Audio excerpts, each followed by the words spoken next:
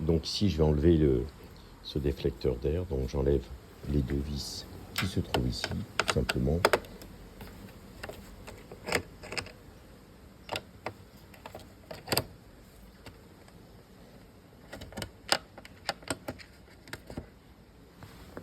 Donc là, il suffit de les retirer.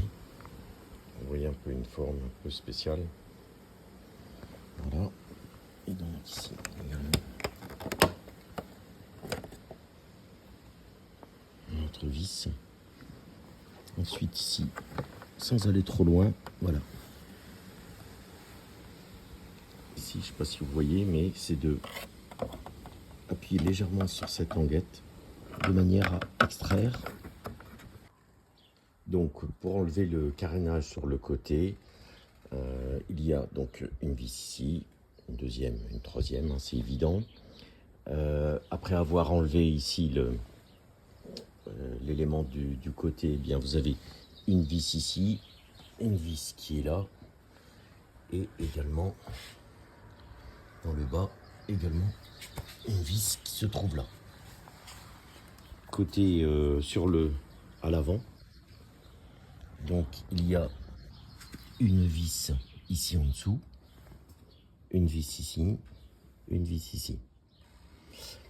Également, vous avez des vis. Il y a 3 vis sur le côté. Ici, il y en a une deuxième et une troisième. Donc avec un cruciforme. Et vous avez également 2 clips. Donc pour les clips, c'est assez facile. Vous appuyez dessus. Donc avec une main, c'est pas évident. Voilà, vous l'enfoncez, vous sortez le clips. Et donc pour le remettre, eh bien vous sortez complètement la tige du milieu. Donc vous n'avez plus que cet élément ici. Vous l'insérez dans le trou. Voilà. Et ensuite, vous venez mettre donc l'axe du milieu, tout simplement. Voilà, de manière à ce qu'il soit à fleur et qu'il joue son rôle. Et donc vous en avez un deuxième ici. Donc ici vous avez le rassemblement des masses.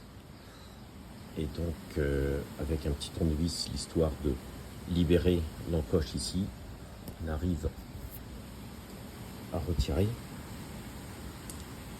Et ensuite avec le tournevis qu'on insère ici, de manière à bien nettoyer.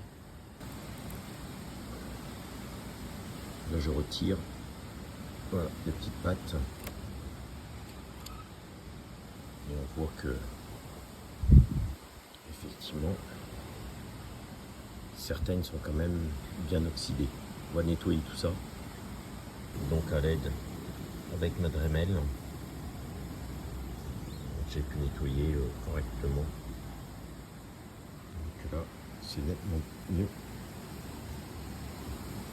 Que la connexion électrique se fasse au mieux.